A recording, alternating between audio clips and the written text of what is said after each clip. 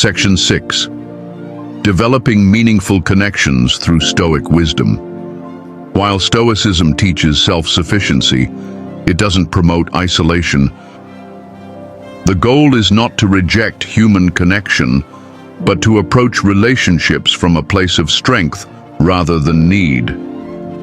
Loneliness often stems from a feeling of incompleteness, the belief that we are somehow lacking without the company of others. But meaningful connections are not built on neediness or dependence.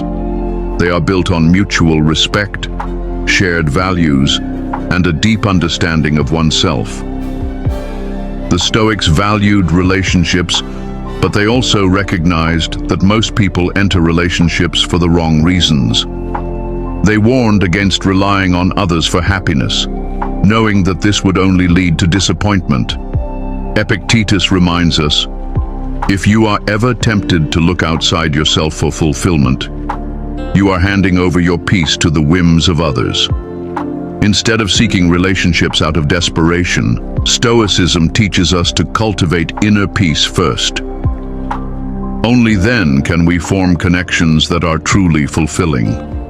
A meaningful relationship, whether friendship, family, or romance, should be based on virtue, not mere convenience or emotional dependency. The Stoics believed that relationships should help us grow, challenge us to be better, and align with our values. They should not be distractions or band-aids for loneliness. If a relationship is built on neediness, it will always be fragile. But if it is built on a foundation of mutual growth and respect, it will be strong. How do we cultivate better relationships through Stoic wisdom? The first step is to let go of expectations. One of the biggest sources of suffering in relationships is expecting others to behave a certain way. We assume that people should understand us, support us, or treat us in a way that meets our desires. But the Stoics remind us that we have no control over others, only over ourselves. When we stop expecting people to fulfill us and instead focus on being the best version of ourselves, our relationships naturally improve. Another key principle is to choose quality over quantity. In a world obsessed with social validation, people often believe that having more friends or followers means a better social life. But the Stoics valued depth over breadth. Seneca said, "Associate only with those who will improve you." True companionship is not about numbers, but about the richness of the connection. One honest, virtuous friend is worth more than 100 shallow acquaintances. Stoicism also teaches us the power of active listening. Many people approach conversations waiting for their turn to speak rather than truly listening. But deep connections are formed through understanding, not just talking. By being fully present, practicing empathy, and seeking to understand rather than to be understood, we foster stronger, more meaningful relationships. Lastly, Stoicism encourages us to accept impermanence. All relationships, no matter how strong, are temporary. People change, circumstances shift, and sometimes connections fade. Instead of clinging to relationships out of fear of being alone, the Stoic approach is to appreciate them while they last and let go when the time comes. This mindset frees us from unnecessary suffering and allows us to fully embrace the connections we do have without fear or attachment. When you develop inner peace and self-sufficiency, your relationships become stronger because they are no longer built on need. You stop trying to control or seek validation from others. Instead, you bring your whole independent self to the relationship. And this is where true connection is found, not in filling a void, but in sharing your journey with others who respect, challenge, and uplift you. Section 7. Loneliness and Virtue, Stoicism's ultimate goal. At its core, Stoic philosophy is about living a virtuous life. The Stoics believed that virtue, wisdom, courage, justice, and temperance is the highest good, and that by living in alignment with these virtues, we can achieve a meaningful and fulfilling life, regardless of external circumstances. Loneliness, in this context, is not a burden or a problem to be solved.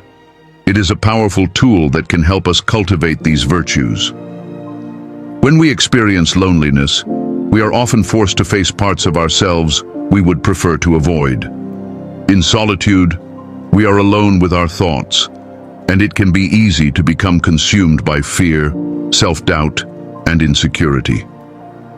But the Stoics understood that it is precisely in these moments of discomfort that we are given the opportunity to practice virtue.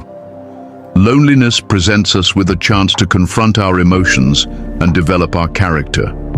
For example, loneliness teaches us wisdom by showing us the difference between what we can control and what we cannot. In moments of solitude, we learn that our peace does not depend on the presence or absence of others. We can control how we respond to loneliness, how we use our time, and how we choose to view our situation. By practicing wisdom, we learn to navigate our emotions, not be ruled by them, and find meaning in our experience of isolation. Loneliness also cultivates courage. It's easy to feel vulnerable when we are alone, and yet it is in solitude that we build the courage to face ourselves, to confront the fears and insecurities that often lie dormant beneath the surface. The Stoics teach us that true courage isn't the absence of fear, but the willingness to act despite it. When we embrace loneliness, we find the strength to rise above it, to use it as an opportunity for self-growth and development. Justice, in Stoic terms, is not just about how we treat others, but also about how we treat ourselves. Loneliness forces us to reckon with our own actions, decisions, and desires. Are we being fair to ourselves? Are we living authentically? The Stoics encourage us to honor our own well-being and to live in accordance with our values, not allowing the fear of loneliness or rejection to shape our actions. Lastly, temperance, the practice of self-control and moderation, is also strengthened by solitude. Loneliness provides the space for us to observe our habits, both healthy and unhealthy, and to refine them. Whether it's managing our emotional responses, curbing the urge to distract ourselves with unhealthy behaviors, or finding balance in our routines, loneliness can help us hone our ability to control our impulses. Thus, the Stoic approach to loneliness is one of acceptance and transformation. Instead of viewing it as a negative state, the Stoics see it as an opportunity to practice the 4 cardinal virtues. Through loneliness, we learn to build a strong, resilient character that can withstand the challenges life throws at us. It's in these moments of solitude that we often come face to face with our truest self, and from that confrontation comes the potential for profound personal growth. Conclusion: transforming loneliness into freedom.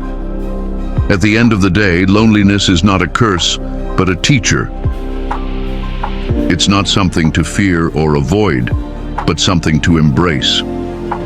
Through the lens of Stoic wisdom, loneliness becomes an opportunity, not just for self-reflection, but for transformation. It is in solitude that we find the space to connect with our deeper selves, to cultivate virtues, and to build the inner strength necessary to live a life of purpose and fulfillment. By accepting loneliness as a natural part of the human experience, we free ourselves from the burden of constantly seeking external validation.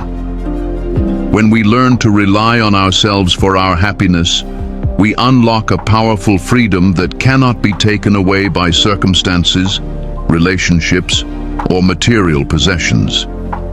In solitude, we find clarity, wisdom, and peace. We learn to embrace the present moment, to control our responses to life's challenges, and to grow stronger with each experience of loneliness. Through stoic practices, self-reflection, mindfulness, journaling, and meditation, we develop the tools to face loneliness with courage and grace.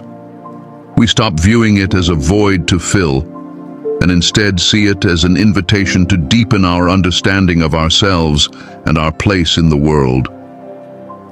By practicing virtue in solitude, we become more compassionate, more resilient, and more connected to the true essence of who we are.